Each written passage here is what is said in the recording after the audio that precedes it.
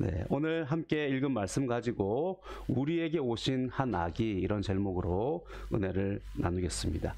우리에게 오신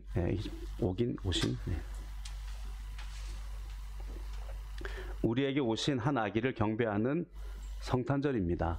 가장 높은 곳에서 가장 낮은 곳으로 오신 한 아기를 경배하는 그런 날입니다.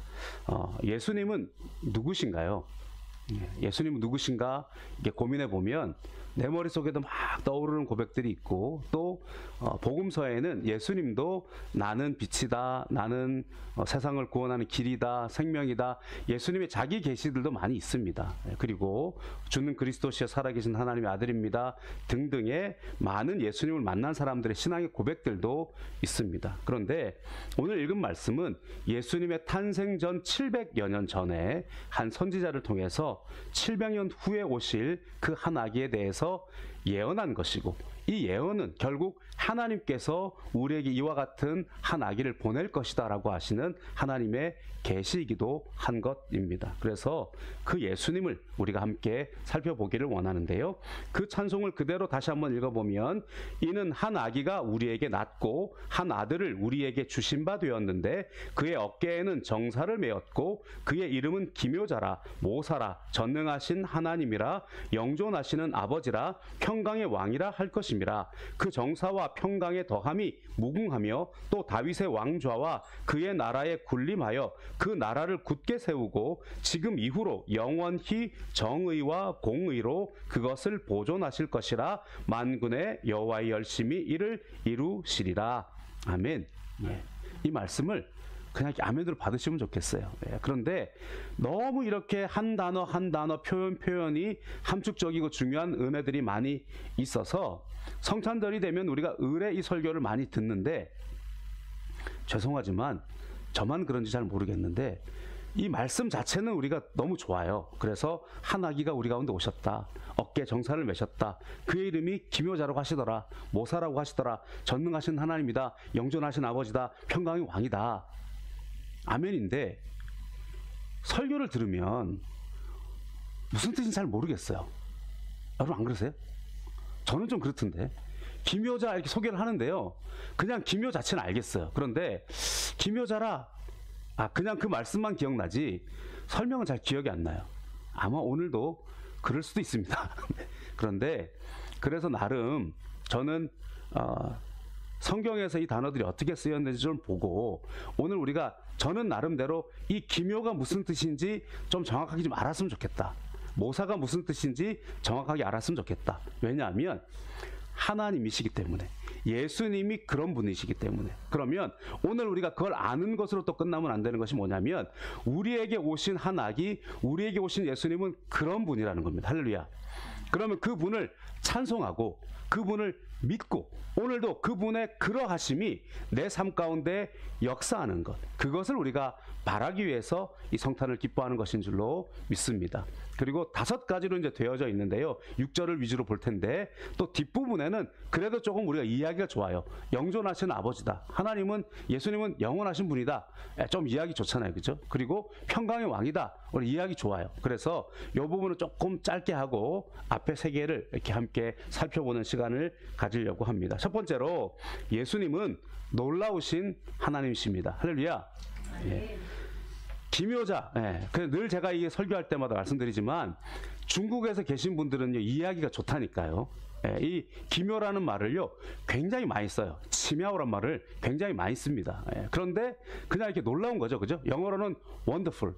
그리고 우리가 이제 영화 같은 걸로 좋아하는 그 마블이 여기 있습니다. 그래서 놀랍다, 뭐 경이롭다 이런 표현이 되는데요, 히브리어 원어는요, 히브리어 그려놓으면 여러분들이 이렇게 기상에만 보시니까 음역된 걸로만 했는데 펠레라고 합니다. 펠레. 그래서 이 뜻은 아름답다, 경이롭다 이런 뜻인데, 이 뜻은 사실은 그냥 원더풀의 의미도 중요하지만 이 기묘라고 하는 의미가 더 어떻게 보면 근접한 것 같아요. 왜냐하면 이 놀랍다, 이 기묘라고 하는 말에는 말 그대로 신기하다, 희한하다 뭐 이런 뜻이 있어요. 예. 그러니까 이렇게 말로 설명하니까 여러분 이해가 잘 안 되잖아요. 그래서 성경에 이 펠레라고 하는 원어가 어디에 쓰여져 있는지 좀 찾아봐야 돼요. 그래서 두 군데만 찾아보겠습니다. 첫 번째는요, 시편 89편 5절입니다. 같이 한번 읽어볼까요? 여호와여, 주의 기이한 일을 하늘이 찬양할 것이요 주의 성실도 거룩한 자들의 모임 가운데서 찬양하리이다. 여기에 이 펠레가 어디 들어가 있을까요? 기이한, 그죠? 기이한. 여기에 기이하다는 거예요. 우리가 이해를 잘 못한다는 거죠. 그죠? 그리고 생각지도 못했다는 거예요. 일종의 반전이 떠올라요. 그래서 와, 신기하다. 어떻게 그럴 수가 있지? 이런 게 이제 기이한, 이 기묘에 들어가는 말입니다.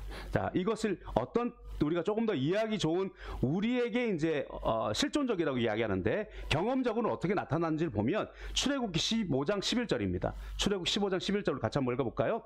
여호와여, 신중에 주와 같은 자가 누구이리까? 주와 같이 거룩함으로 영광스러우며 찬송할 만한 위엄이 있으며 기이한 일을 행하는 자가 누구니까? 여기도 이제 기이한이잖아요. 그런데 출애굽기 15장 무슨 내용이냐면 홍해가 갈라졌어요. 그리고 홍해를 건너왔어요. 그리고 홍해를 건너온 다음에 미리암이 찬양하는 내용이에요. 하나님, 이렇게 기이한 일을 행하는 자가 누구입니까? 자, 뒤에는 애국 군대가 쫓아왔어요. 그리고 앞에는 홍해가 있어요. 우리가 다 죽었구나 생각했단 말이에요. 왜 우리를 10가지 재앙을 내리고 출애굽하게 하셔서 이 광야 가운데 보내서 이 광야에서 몰살하게 하였는가라고 탄식하고 있을 때에 모세를 통하여 손을 드니 지팡이를 드니 홍해가 갈라졌어요. 이 놀라운 것이죠. 그리고는 홍해를 지나오면서 이 미리암이 찬양하면서 여호와는 크고 능력이 있으시다, 말과 적들을 죽이셨다라고 고백하면서 하나님처럼 이렇게 기이한 일을 행할 수 있는 자가 누구냐 고백하는 거예요. 그러면서 이어지는 고백이 출애굽 15장 12절 13절이죠. 주께서 오른손을 드신즉 땅이 그들을 삼켰나이다. 주의 인자하심으로 주께서 구속하신 백성을 인도하시되 주의 힘으로 그들을 주의 거룩한 처소에 들어가게 하시나이다. 이것은 구원의 영역에 많이 사용되는 것입니다. 그냥 하나님께서 마술하듯이 야, 이거 얼마나 신기한지 보일래? 뾰로롱 이런 게 하시는 게 아니고요. 구원을 받는다라고 하는 것은요, 밤이 어둡고 구원을 받는다라고 하는 도무지 일어날 수 없는 일처럼 보여지고 이제 우리는 끝장났구나 생각되는 그런 절망의 순간에 하나님께서 우리가 생각하지도 못하는, 하나님께서 우리 가운데 예비하신 건 너무나 크고 놀라운 것이어서 눈으로 볼 수 없고 귀로 들을 수 없고 마음으로도 생각할 수 없는 것, 하나님께서 그 일을 해나시는 겁니다. 마치 반전처럼 보여지는 그 놀라운 것, 도무지 우리는 생각할 수 없었던 것을 하나님께서는 행하셨다는 것입니다. 그런데 일종의 반전을 표현하고 있는, 전혀 예측할 수 없는, 그러나 하나님의 백성을 구원해내시는 그 놀라운 능력을 기묘다 이렇게 표현하는 겁니다. 여러분, 이 기묘가 우리 가운데 들어온 예수님이 분명한 것이 예수님께서 한 아기로 태어났다는 것 자체가 기묘입니다. 예수님께서 한 아기로 태어났다는 것 자체가 놀라운 반전이에요. 여러분, 세상의 모든 신은요 쫙 이렇게 옵니다. 무슨 말인지 이해하십니까? 갑자기 빛과 같이 슉 이렇게 혹은 쫙 이렇게 온다니까요. 뭔가 이해하시는 거죠, 그죠? 근데 우리를 구원하신 창조주 하나님이 우리를 구원하시기 위해서 아기로 태어나셨다니까요. 그것도 똑같이 말도 못하고 똑같이 귀도 안 들리는 그런 말 그대로 어린 아기로 태어나셨다.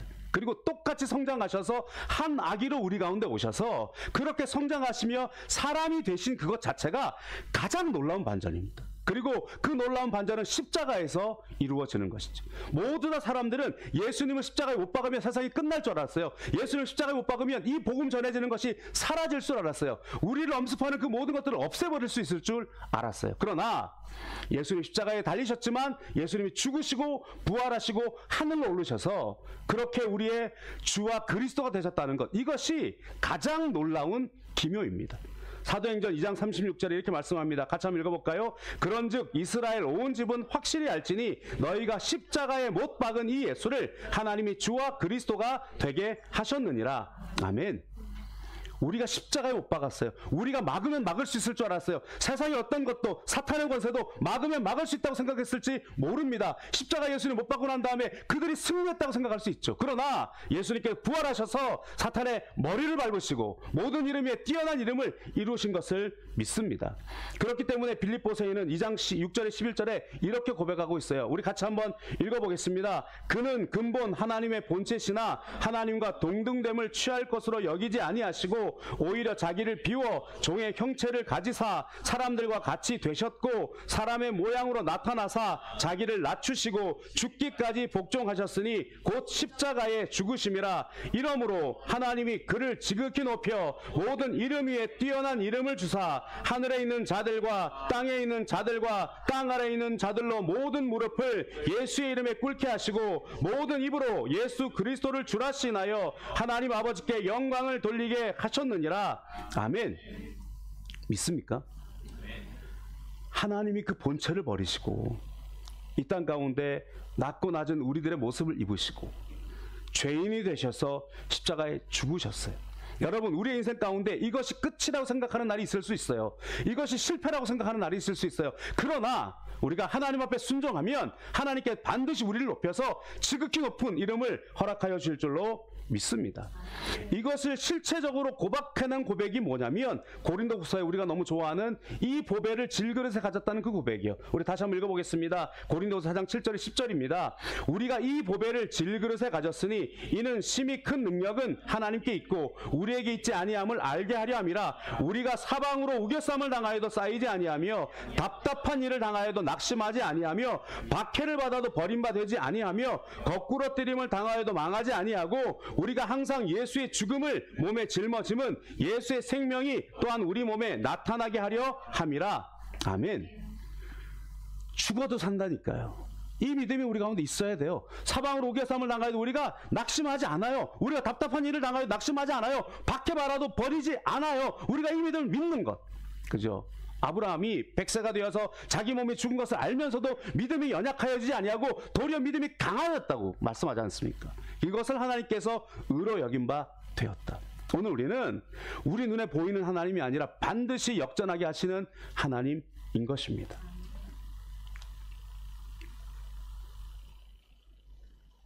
하나님께서 우리를 위하여 하늘을 버리시고 이 땅 가운데 오셨던 그 놀라움이 놀랍고 뿐만 아니라 오늘 우리 가운데 각 사람을 구원하기 위해서 각 사람이 너무나 신묘하고 놀라운 방식으로 우리를 선택하시고 불러주셨다는 것 자체가 또한 우리에게 기묘입니다.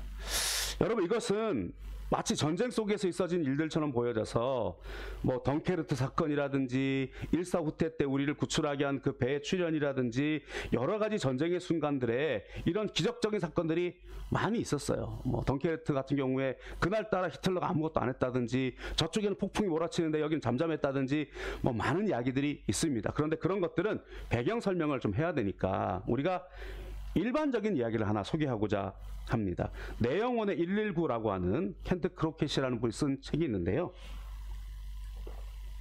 이런 일화가 있습니다. 프랭클린 그레함은 항공 면허를 얻자마자 비행을 시작했다. 그런데 엘라베마주 모빌을 지날 때 악천후를 만났다. 항공 관계사들은 그에게 미시시피의 잭슨, 즉 북쪽으로 가라고 통보를 해주었다. 그런데 그가 구름 위로 올라가자 계기판이 깜빡거리더니 곧 통신장치와 계기판이 불통되었다. 프랭클린은 상황이 절박하다는 것을 깨닫고 하나님께서 개입해 주시도록 기도드리며 구름 아래로 내려와 착륙할 곳을 찾았다. 그런데 멀리 잭슨 씨의 불빛들이 보이기 시작했다. 그는 빙빙 도는 신호소 불빛을 향해 날아가 관계람을 돌다가 수동 착륙을 시작했다. 관제탑을 돌다가 수동 착륙을 시도했다. 그런데 그 순간 활주로의 비상 착륙 등이 켜졌고 프랭클린은 안전하게 착륙할 수 있었다. 그가 내리자 비상등은 곧 꺼져 버렸다. 무슨 말인지 잘 모르겠죠. 이렇게 비상등을 해야 되는데, 비상 착륙을 해야 되는데요.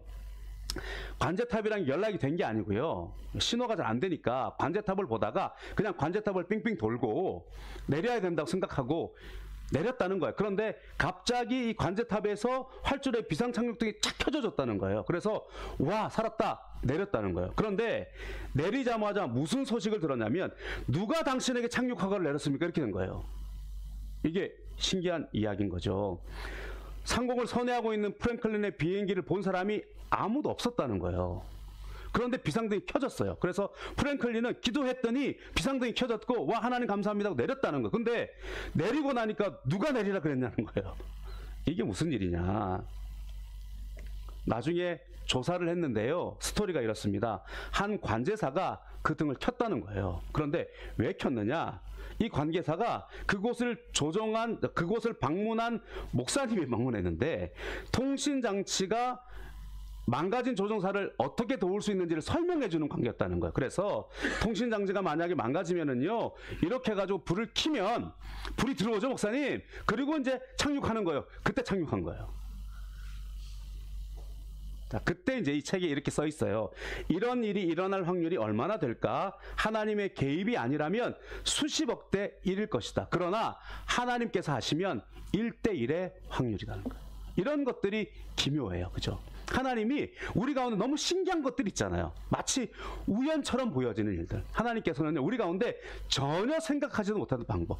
홍해를 가를 것을 누가 알았겠습니까? 바다 위를 걸어오라고 말할 것을 누가 알았겠습니까? 그러나 하나님은 놀라우신 하나님이기 때문에 이 모든 것들을 예비하고 계십니다. 여러분, 예수님의 그 놀라우심을 경험하고 싶으세요? 가만히 나 자신을 살펴보면 됩니다. 내가 이 자리에 와 있다는 것이 신비입니다. 저는 개인적으로요, 자다가도 깜짝깜짝 놀라요. 내가 여기서 이렇게 설교를 하고 있어. 깜짝깜짝 놀랐어요. 여러분, 더 신비한 걸 보고 싶으세요? 옆 사람을 쳐다보세요. 우리가 이 사람들의 스토리는 다 모르지만 이와 같은 신비한 스토리들이 우리 모두에게 있단 말이에요. 그렇죠? 하나님은 그렇게 놀랍고 신비한 하나님, 우리 예수 그리스도는요, 나를 향한 원더풀하신 하나님인 것을 믿으시기를 축원드립니다. 두 번째로 모사다 이렇게 말씀하고 있는데요. 중국어로는 책사라고 되어 있고 영어로는 카운셀러라고 되어 있습니다. 그런데 원어로는 야에츠라고 되어 있어요. 그러면 용례를 한 두 군데만 찾아보면 좀 좋은데요. 두 군데만 찾아보겠습니다. 이사야서 14장 27절에 이 야에츠라고 하는 단어가 쓰인 곳입니다. 만군의 여호와께서 경영하셨은즉 누가 능히 그것을 패하며 그의 손을 펴섰은즉 누가 능히 그것을 돌이키랴. 여기에 그러면 모사라고 하는 말, 책사라고 하는 말, 카운셀러라고 하는 말이 어디에 들어있을까요? 경영이요. 그러니까 적용을 우리가 알 수 있어요. 모사, 카운셀러, 그럼 우리를 상담하는 것만 우리가 이야기할 수 있지만 만군의 여호와께서 경영하시는 것도 이 단어에 포함이 된다는 거예요. 자, 시편 16편 7절에 이렇게 말씀하고 있어요. 나를 훈계하신 여호와를 송축할지라 밤마다 내 양심이 나를 교훈하도다. 여기에는 어디에 야에츠가 들어갔을까요? 훈계, 그죠? 이렇게 적용이 된다는 거예요. 하나님께서 우리 가운데 모사로 계시고 카운셀러로 계시는데 어떻게 우리 가운데 이 카운셀링을 하시느냐, 어떻게 야이치를 하시느냐, 때로는 경영하세요.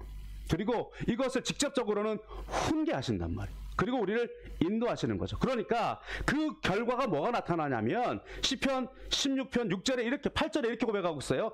내가 여호와를 항상 내 앞에 모심이여 그가 나의 오른쪽에 계심으로 내가 흔들리지 아니하리로다.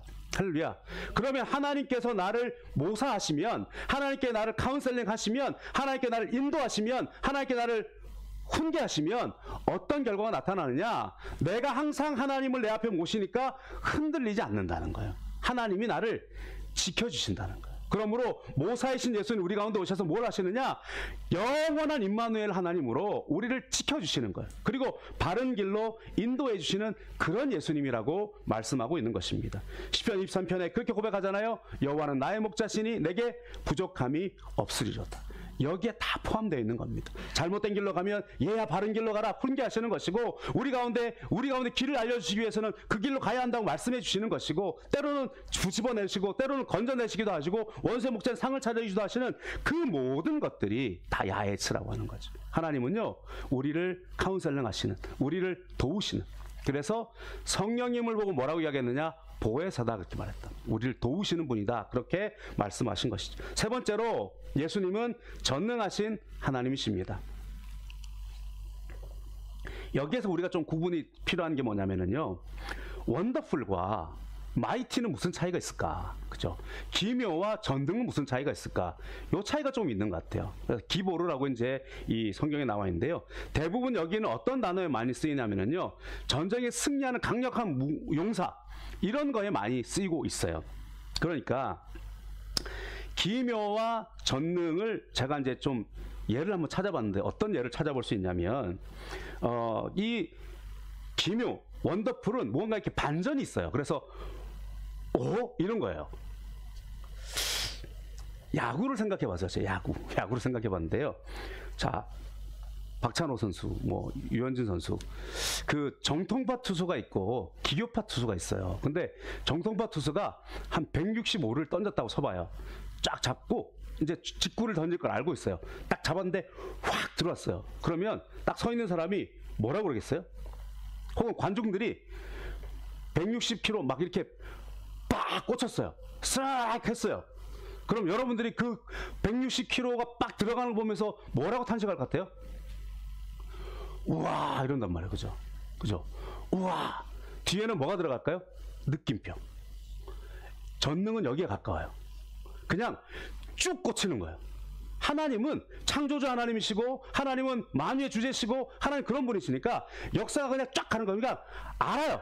과연 그렇구나라고 쭉 들어가는 거.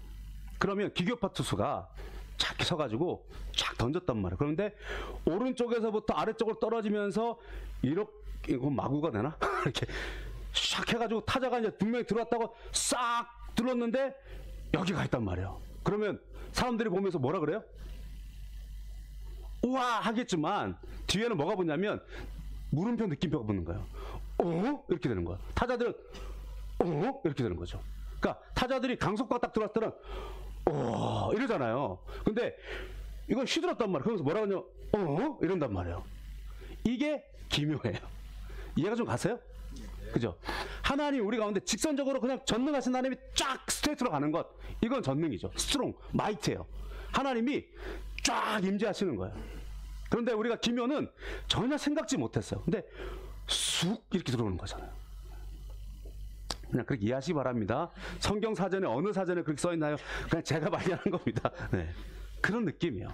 하나님은요, 이 두 가지를 같이 우리 가운데 주시는 것 같아요. 그냥 그대로 빡 꽂으시는 게 있고요. 전혀 안 될 것처럼 보여지는데 기가 막힌 방법을 행하실 때가 있어요. 오늘 이 전능하신 하나님은요, 이런 표현이에요. 하나님은요, 전쟁에 힘 있는 용사의 모습을 서술하는 단어로 이 말씀을 많이 쓰는데, 이 모습을 저는 이렇게 보면 제일 쉽게 이해가 된다고 보여집니다. 신명기 33장 26절 27절입니다. 우리 같이 한번 읽어볼까요? 여술은이여 하나님 같은 이가 없도다. 그가 너를 도우시려고 하늘을 타고 궁창에서 위엄을 나타내시는도다. 영원하신 하나님이 내 처소가 되시니 그의 영원하신 팔이 내 아래 있도다. 그가 내 앞에서 대적을 쫓으시며 멸하라 하시도다. 아멘. 하나님이 우리를 도우시려고 하늘을 타고, 그죠? 궁창에서 위엄을 나타내시는, 이런 게 전능이란 말이에요. 그죠? 하나님께서 처소가 되셔서 나를 떠받들고 가시는 것. 그래서 너희를 등에 업었다라고 말씀하시는 것. 하나님은요, 그런 전능하신 하나님이십니다. 하나님을 전능으로 인정하고 고백하는 것이 중요합니다. 하나님은 온 우주의 만물을 창조하시고 다스리시는 하나님입니다. 모든 것이 하나님의 뜻대로 되어지고 그의 말씀 따라 이루어집니다. 전능을 붙일 수 있는 이름은요, 오직 하나님이십니다. 할렐루야. 창조주시오 소멸의 주가 되시는 주님이 전능하시죠. 하나님께서는 모든 걸 만드시고 다스리시기 때문에 다른 어떤 자도 전능이라는 이름 쓸 수 없어요. 하나님은 전능하신 하나님이십니다. 믿는 자의 삶에 나타난 믿음의 승리라는 책에 찰스 스펄전이 이런 말을 했어요. 제가 읽어드리겠습니다. 나라가 맞붙어 싸우고 한 나라가 다른 나라를 정복하는 큰 전쟁이 이전부터 있었다. 그러나 세상을 정복한 승리에 관해 들어본 사람이 있는가? 무슨 말 이해하실 수 있을 거예요?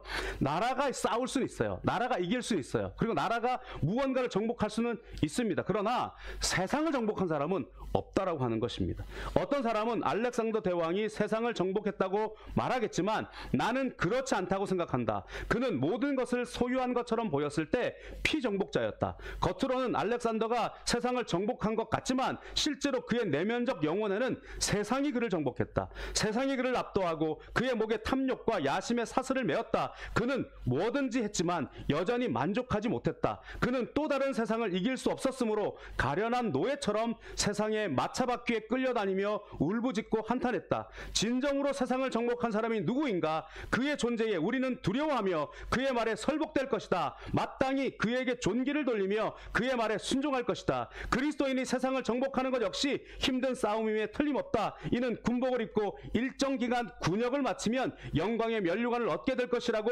어리석게 상상하는 신참내기의 승리가 아니다. 이는 평생에 걸친 전쟁이다. 승리를 거두려면 강인한 심장과 엄청난 힘이 필요한 싸움이다. 그러나 세상을 정복하신 주님이 우리 편이신데 우리가 누구를 두려워하겠는가? 주님이 생명의 힘이시니 우리가 누구를 무서워하겠느냐? 그러므로 우리는 그 전쟁에서 넉넉히 이긴다.